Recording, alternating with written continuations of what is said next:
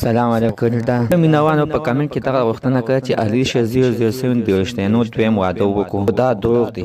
مینوال تاسو غواړئ چې پوه شئ نو زموږ دا ویډیو د سر تر اخره پورې وګورئ. دې کې به تاسو ته پوره معلومات درورسېږي چې الیشا 007 د رښتینو واده کړی او کو دا دروغ خبره ده. په دې ویډیو نه مخکې تاسو ته د خاصو کوم تاسو کو چې زموږ په دې چینل کې نوی وي حتما د زموږ عمده چینل د سره سبسکرایب کړئ. پاکي او ساده ټاله نشان او چې خا یو نوی معلوماتي ویډیو تاسو ته په اسانۍ باندې درورسېږي. مینوال یو څو ورځې مخکې تصویران په فیسبوک په پاڼو باندې شیر شوي وو. دغه شان د ستاسو غوندې مینوال ډېره غوښتنه وکړله چې الیشا 007 د رښتینو واده کړی دی او کو دا دروغ خبره ده. ان الیشا 007 واده شوله. مینوال هغه تصویران چې شیر شوي وو هغه کس په هغه یو کس چې د مسافرو په ملیشیا کې کار کولو خو دوی سره په رابطه کې وو. ته ویلې زه درځم په چوټۍ باندې غواړم چې تاسو سره میلاو شم. د الیشا 007 پلار الیشا 007 پلار د دوچا پیښوري ورته ویلو سیده راشه د ستار په تابعدار یو. هغه چې کله د الیشا 007 کور ته راغلو نو الیشا په دغه دوران کې ګیپ ته راوړو. دوی ولا پوره بندوبست کړو سیره یو شی ورته راوړو. دغه تصویرونو کې تاسو کتلی شئ ګوره د وچام سیاره اچولې ده